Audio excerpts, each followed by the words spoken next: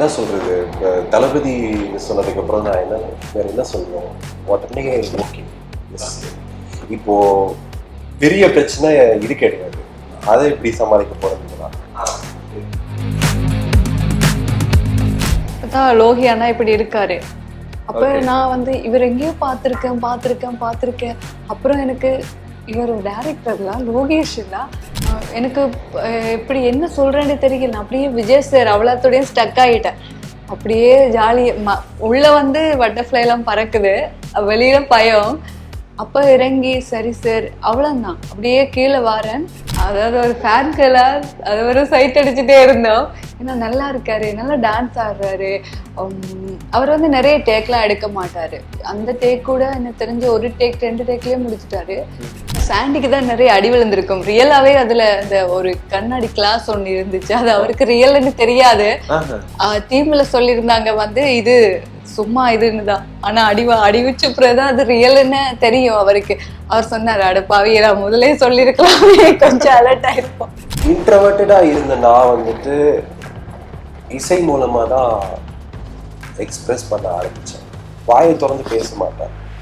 ஆனா இதுல மட்டும் இல்லை, ஸ்கூல்ல மட்டும் இல்லை, என்னை சுற்றி இருந்த மற்ற நபர்களும் சரி, நண்பர்களும் சரி, ஆர்டிஸ்ட், சீனியர் ஆர்டிஸ்ட் ரொம்ப பந்தா காமிப்பாங்க. அவங்க லொடன்னு பேசுவாங்க, வாய் மட்டும்தான் பேசுவாங்க.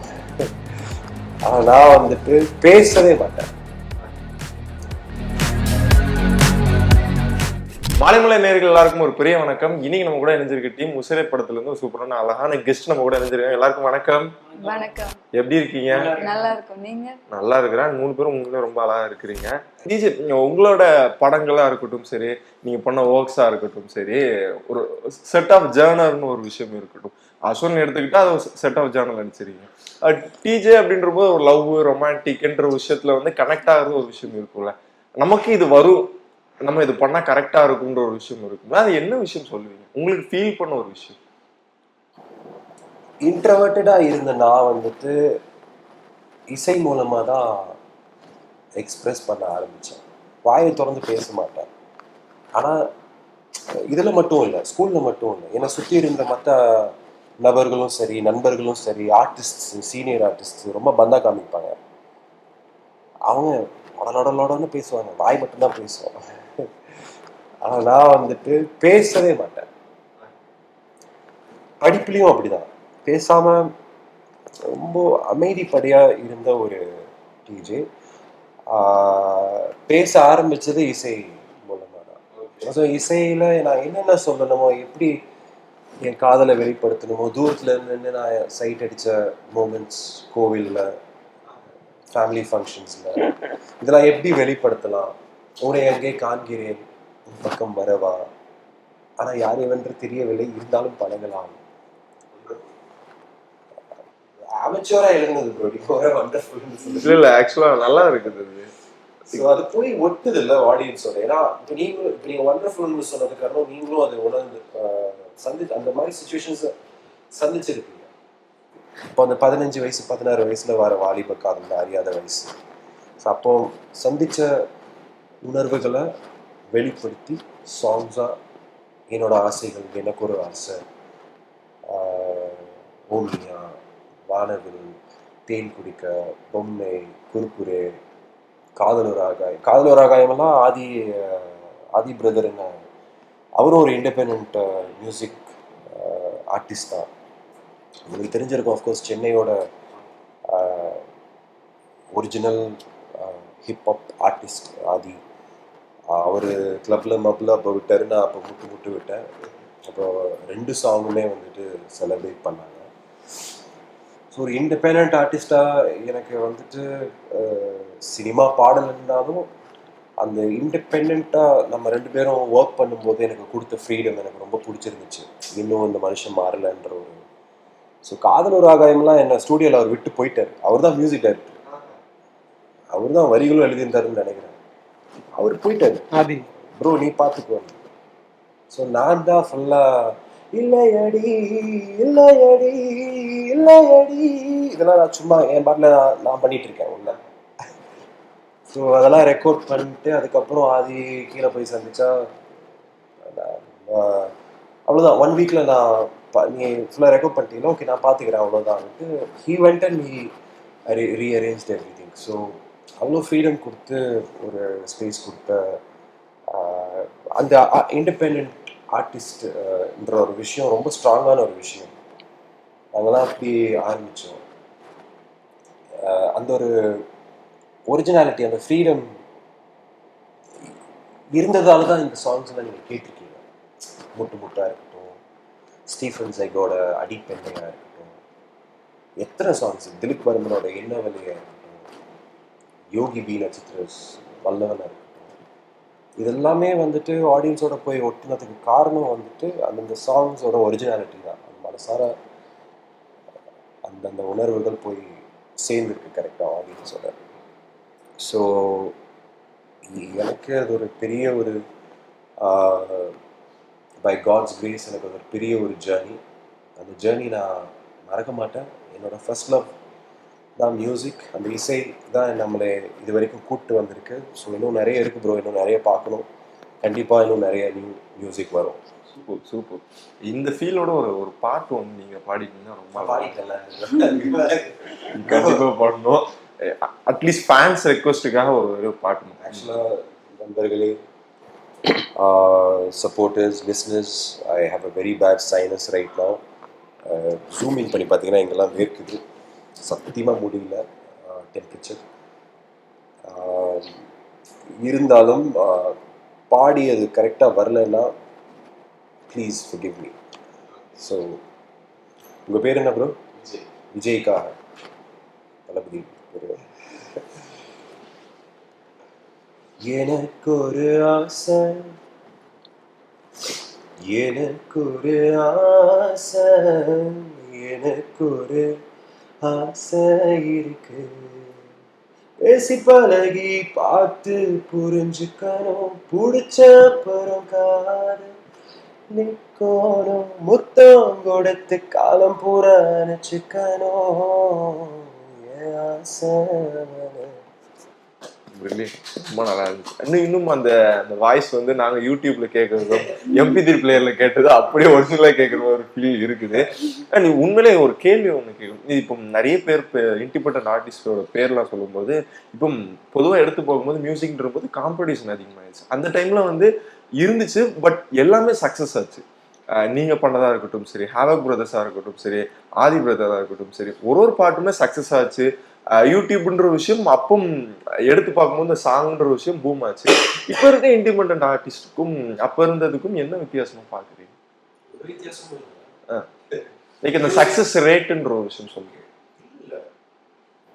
இப்போ நீங்களே சொல்லிட்டீங்களே, ஹேவக் பிரதர்ஸ் நிறைய பேர் இருக்காங்க. எல்லாரோட நீங்கள் சொல்கிற மாதிரி அப்போது ஈஸியாலாம் ஹிட்டு நாங்கள்லாம் கொடுக்கல. நிறைய சாங்ஸ் வந்துச்சு. எனக்கு தெரிஞ்ச இண்டிபெண்டன்ட் ஆர்டிஸ்ட் சீனியர்ஸ் நிறைய பேர் இருக்காங்க. அவங்களாம் இப்போ பண்ணுறது இல்லை மியூசிக். ஸோ எல்லாரோட சாங்கும் அப்போ ஹிட் ஆகல. எஸ், அப்போ யூடியூப் எம்டி கிரவுண்டாக தான் இருந்துச்சு. இப்போ காடாக மாறி இருக்கு. இப்போ காம்படிஷன் அதிகமானதுக்கு காரணம் பிஸ்னஸ், லேபிள்ஸ், துட்டு. ஸோ இதெல்லாம் வந்து இந்த ரீல்ஸ், இந்த மக்கள் எதிர்பார்க்குற விஷயங்கள், அதுதான் வந்துட்டு இசையை மாற்றிருக்குன்னு நினைக்கிறேன். அஃப்கோர்ஸ் ஆர்கானிக்காக வந்துட்டு அப்போ போட்ட ராமன் சாரோட சாங்ஸ்லாம் இப்போ கேட்டிருப்போம். ரொம்ப மெலடியஸாக, ரொம்ப சூதிங்காக. லைக் இப்போ வந்துட்டு ரொம்ப பஞ்சியாக வந்துட்டு நிறைய சாங்ஸ் வருது. நிறைய பேர் இதுதான் வெளிப்படையாக சொல்லிட்டு தெரியுறாங்க. புரியுது. பட் குட் மியூசிக் இப்போவும் வந்துட்டு தான் இருக்குது. அதில் ஒரு சில இண்டிபெண்டன்ட் ஆர்டிஸ்ட்ஸ், இப்போது யங் ஜெனரேஷனில் வளர்ந்துட்டு வர ஆர்டிஸ்ட்ஸ் நல்ல சாங்ஸ் விடுறாங்க. அவங்கள கண்டிப்பாக செலிப்ரேட் பண்ணணும், ரசிக்கணும். ஸோ நல்ல பாடல்கள் அப்போவும் வந்துச்சு. நல்ல பாடல்கள் எப்போ வந்தாலும் சரி, இப்போ ஒரு 10 வருஷம் கழித்து வந்தாலும் அது ஆடியன்ஸ் கூட அதை ஒட்டுச்சுன்னா கண்டிப்பாக செலிப்ரேட் பண்ணுவாங்க. ஸோ எஸ், நாங்கள் அப்போ விட்டோம், அது ஹிட் ஆச்சு. ஒரு சில சாங்ஸ்லாம் ஹிட் ஆச்சு. ஏன் சாங்ஸும் ஒரு சிலர் தான் ஹிட் ஆச்சு, எல்லா சாங்ஸும் ஹிட் ஆகல. ஸோ இப்போ பால் டப்பா தம்பி அனீஷா இருக்கட்டும், இல்லை அசல் கோலார், நிறைய பேர் இருக்காங்களே, வேடன், பெஜோ, சுப்லாஷ்னி கூட இப்போ நான் என்னோட சாங் ரீசெண்டாக ஒரு ஆல்பத்தில் என்னோட இபியில இருந்து அந்த ஃபர்ஸ்ட் ட்ராக்கை ரிலீஸ் பண்ணியிருந்தோம். இப்போ வெங்காயம் ஒரு ஆர்டிஸ்ட், அதே பால் டப்பா குரூப்ல இருக்காருன்னு நினைக்கிறேன். ஸோ சிக்கமான ஒரு சாங் பண்ணியிருந்தாங்க. Very talented bro. ஸோ இவங்க எல்லாருமே வந்துட்டு கண்டிப்பாக பாப்பியன், எஸ் சில விஷயங்கள் மாறி இருக்கலாம், பட் நல்ல சாங்ஸ் வந்துட்டு கண்டிப்பாக போய் ஆடியன்ஸ் கிட்ட சேருது, அதை கொண்டாடுறாங்க, ஒர்த்து தான்.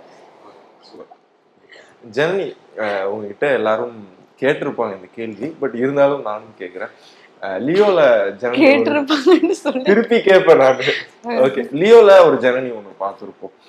ஒரு கேரக்டரா ஒரு லோகேஷ் வந்து உங்க டெவலப் பண்ணிருப்பாருன்ற போது, இந்த ஸ்டோரி ஃபர்ஸ்ட் உங்ககிட்ட வந்து சொல்லும் போது, ஜனனி இந்த கேரக்டர் தான் பண்றீங்கன்ற போது என்ன விஷயம் ஸ்டார்டிங்ல சொன்னாரு உங்ககிட்ட, லைக் வந்து அப்ரோச் பண்ணுங்க? எனக்கு நான் பிக் பாஸுக்கு அப்புறம் தான் போயிருந்தேன்னா எனக்கு தெரியாது அவர் தான் மீட் பண்ண போறேன் அப்படின்னு தெரியாது. பிரதீப் மலரி சார் சொன்னாரு இன்டர்வியூ இருக்கு ரெடி ஆயிரு அப்படின்னு. அப்ப எனக்கு மைண்ட்ல இன்டர்வியூவா, ஏன்னா ஆஃப்டர் பிக் பாஸுக்கு அப்புறம் நிறைய கேள்வி கேட்பாங்கல்ல. அப்ப அந்த பயத்தோட தான் நான் ரெடி ஆகிட்டு போனா பார்த்தா ஆஃபீஸ் தான் லோகி அண்ணா இப்படி இருக்காரு. அப்ப நான் வந்து இவர் எங்கேயோ பார்த்துருக்கேன். அப்புறம் எனக்கு இவர் டைரக்டர்லாம் லோகேஷ் இல்ல அப்படின்னு எனக்கு தோணுது. சரின்னு அவர் வந்து இருந்துட்டு இப்படி ஜனனி நீங்க வந்து தளபதி 66 அப்ப பேர் வைக்கல, 66 கரெக்ட் இல்ல, 66ல வந்து 66 ஐ திங்க் 67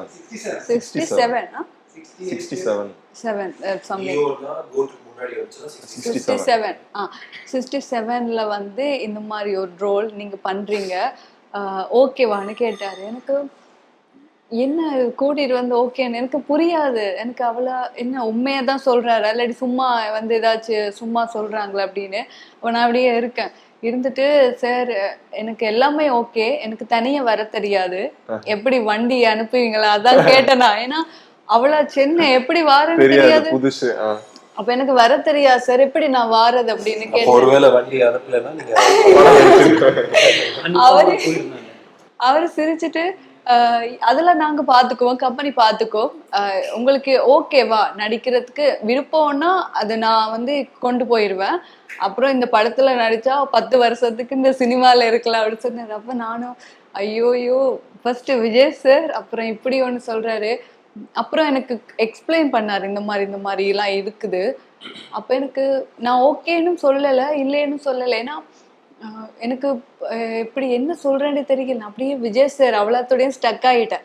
அப்படியே ஜாலி உள்ள வந்து பட்டர்ஃப்ளை எல்லாம் பறக்குது, வெளியில பயம். அப்ப இறங்கி சரி சார் அவ்வளோதான், அப்படியே கீழே வாரேன். அவர் பிரதீப் மலரி சார்கிட்ட கூப்பிட்டு கேட்குறாரு என்ன அந்த பொண்ணு எதுவுமே சொல்லாம போகுது அப்படின்னு. அப்ப பிரதீப் மலரி சார் கீழே வந்து என்ன நீ எதுவுமே சொல்லாம பாரு. நான் சொன்னேன் சார் எனக்கு பயமா இருக்கு, என்ன சொல்றேன்னு தெரியல அப்படின்னு. அப்ப நீ போய் கால் பண்ணி சொல்லு எனக்கு இந்த படத்துல நடிக்கிறதுக்கு விருப்பம் அப்படின்ட்டு. அப்புறம் நான் சொன்னா அவங்க பயந்துட்டாங்க, என்ன இந்த பொண்ணு அப்படியே ஒண்ணுமே சொல்லாம போகுது அப்படின்னு. ஸோ அந்த மாதிரிதான் அப்படியே போயிட்டு, ஸோ அதுக்கப்புறமே அடுத்த நாள் எனக்கு ஷூட் ஸ்டார்ட் ஆயிட்டு. நான் இன்னைக்கு மீட் பண்ணா அடுத்த நாளே ஷூட் ஸ்டார்ட் ஆயிட்டு. ஓகே, இந்த காஃபி ஷாப் மேக்கிங் ஒரு விஷயம் இங்க எல்லாருக்கும் தெரியாத ஏதாவது ஒரு விஷயம் இருக்குதா, ஏதாவது இருந்தா ஷேர் பண்ணலாம். எல்லாருக்கும் தெரியாதது எந்த மாதிரி கேக்குறீங்க? லைக் அந்த செட்ல நடந்த விஷயம், அந்த காஃபி ஷாப் மேக்கிங் ஏதாவது ஒரு விஷயம். மேக்கிங் என்ன சாண்டிக்கு தான் நிறைய அடி விழுந்திருக்கும். ரியலாவே அதுல அந்த ஒரு கண்ணாடி கிளாஸ் ஒண்ணு இருந்துச்சு, அது அவருக்கு ரியல்னு தெரியாது. டீம்ல சொல்லியிருந்தாங்க வந்து இது சும்மா இதுன்னுதான், ஆனா அடிவச்ச பிறகுதான் அது ரியல்னு தெரியும் அவருக்கு. அவர் சொன்னாரு அடப்பாவி நான் முதலே சொல்லிருக்கலாமே, கொஞ்சம் அலர்ட் ஆயிருப்போம். ஓகே, அது ஒன்று. ஓகே, அந்த கருவிரு கருப்பாய் சாங் வந்து coffee shop Vijay sir performance dance நிறைய பார்த்துருக்கோம். பெர்ஃபார்ம் பண்ணும்போது எப்படி இருந்துச்சு, லைவா பார்த்துருப்பீங்க அந்த டான்ஸ் எப்படி இருந்துச்சு? அதாவது ஒரு ஃபேன்களா அது ஒரு சைட் அடிச்சுட்டே இருந்தோம். ஏன்னா நல்லா இருக்காரு, நல்லா டான்ஸ் ஆடுறாரு. அவர் வந்து நிறைய டேக்லாம் எடுக்க மாட்டாரு. அந்த டேக் கூட எனக்கு தெரிஞ்சு ஒரு டேக் 2 டேக்லயே முடிச்சுட்டாரு. அப்ப அந்த பாட்டு ஒரு பாட்டு மட்டும் தான் ப்ளே ஆச்சுன்னு நினைக்கிறேன். மிச்ச பாட்டு இல்லை, செலக்ட் பண்ணல போல. சார் வந்து டான்ஸ் ஆடிட்டே இருந்தாரு, பார்க்க நல்லா இருந்துச்சு. நான் அப்படியே அப்போ நான் ஒரு ஆர்டிஸ்டாக மறந்துட்டேன். சரி ஓகே கொஞ்சம் டைம் பார்ப்போம் அவரு. ஓகே, அந்த மாதிரி சூப்பர். டிஜே பிரதர், சமீபத்துல ஜனநாயகம் படத்தோட கேஸ்டிங்லாம் எடுத்து பார்க்கும்போது ஸ்டார்டிங் உங்க பேர் எதுவுமே இல்லை அப்படின்னா சடனா ஒரு போஸ்டிங் போட்டீங்க, நான் இருக்கிறேன். சடனா வந்து கால் சடனா ஃபர்ஸ்ட் கால் எப்படி வந்துச்சு? நடுவில் வந்துச்சு. என்ன சொன்னாங்க? அதான் இந்த படம் ஷூட் பண்ணிட்டு இருக்கும்போது தான், உசிரே ஷூட் பண்ணிட்டு இருக்கும்போது தான் ஆல்ரெடி இன்னொரு படம் கமிட் ஆகிட்டேன் மலையாளத்தில். That would have been my second Malayalam film. சடனாக வந்துச்சு கால். என்ன சொல்றது, தளபதி சொன்னதுக்கப்புறம் நான் என்ன வேற என்ன சொல்லணும், உடனே ஓகே எஸ். இப்போ பெரிய பிரச்சனை இது கிடையாது, அதை எப்படி சமாளிக்க போறதுன்னு தான். அதுவும் எனக்கு மனசார ரொம்ப பிடிச்ச ஒரு கதை. மிஸ் பண்ணிட்டுமேன்னு ஒரு வருத்தம் இப்போ வரைக்கும் இருக்கு.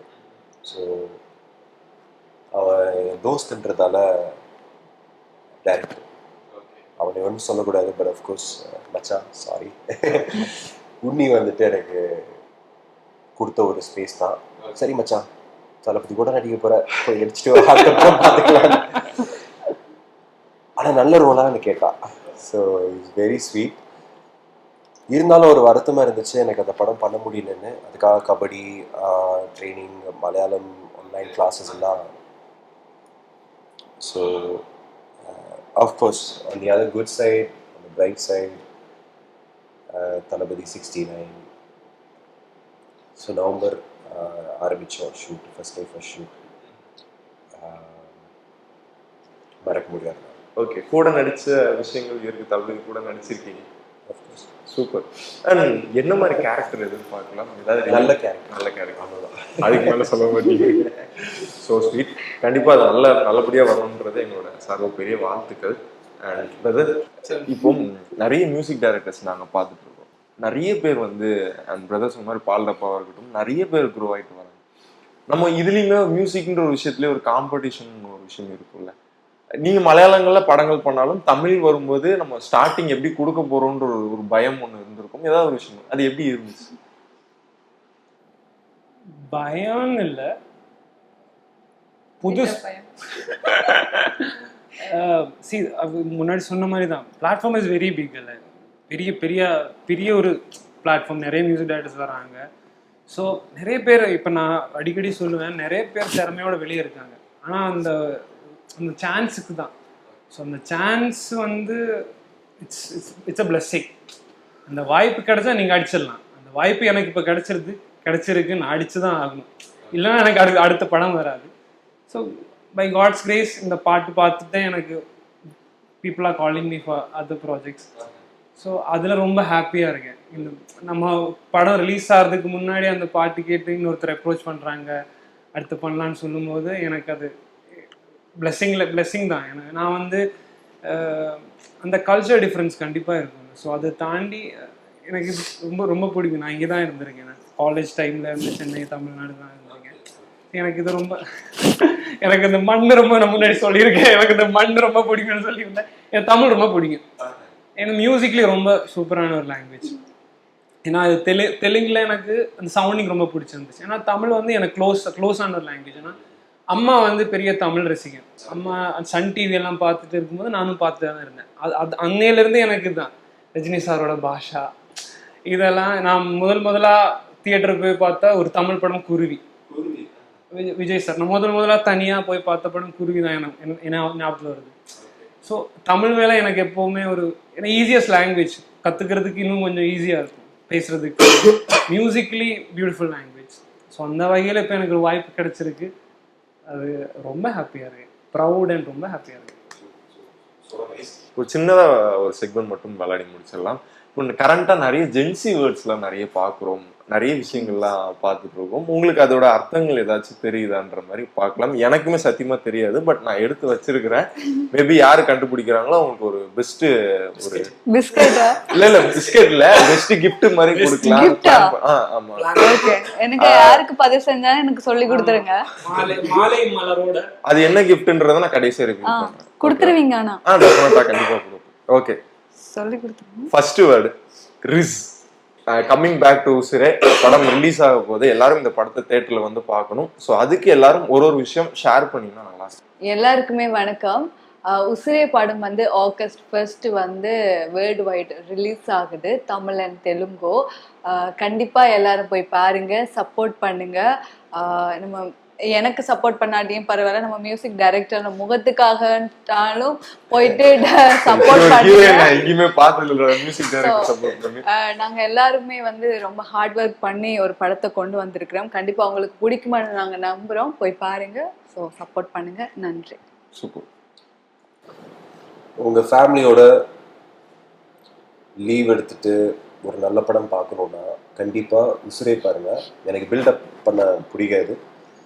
உசிரே ஒரு இமோஷ்னல் ட்ராமாவாக இருக்கும். அழகான ஒரு கதை, ஒரு நிஜ கதை. கண்டிப்பாக உங்கள் எல்லாருக்குமே பிடிக்கும். நாங்கள் ஹார்ட் ஒர்க் பண்ணியிருக்கோம். நான் மட்டும் இல்லை, Janani, music director Naveen, producer Modi sir, இதில் நடிச்சிருக்கிற எல்லாருமே ஹார்ட் ஒர்க் பண்ணியிருக்காங்க. இந்த படத்தை தியேட்டரில் வந்து பாருங்கள், மிஸ் பண்ணிடாதீங்க. எஸ், இந்த படம் ரிலீஸ் ஆகுது ஆகஸ்ட் 1 உசிரே. ஸோ இந்த படம் பெரிய வெற்றி பெறதுக்கு என்னோட சார்பாக மாலைமலை சார்பாக பெரிய வாழ்த்துக்கள். இன்னும் நீங்கள் நிறைய படங்கள் பண்ணணும், மிஸ் பண்ண மாட்டீங்க இதுக்கப்புறம் எந்த படமும். ஸோ அந்த மாதிரி ப்ராஜெக்ட்ஸ்லாம் அடுத்தடுத்து கமிட் ஆகணும் எல்லாருக்கும். ஸோ அதுக்கு என்னோட சார்பாக பெரிய வாழ்த்துக்கள். Thank you so much.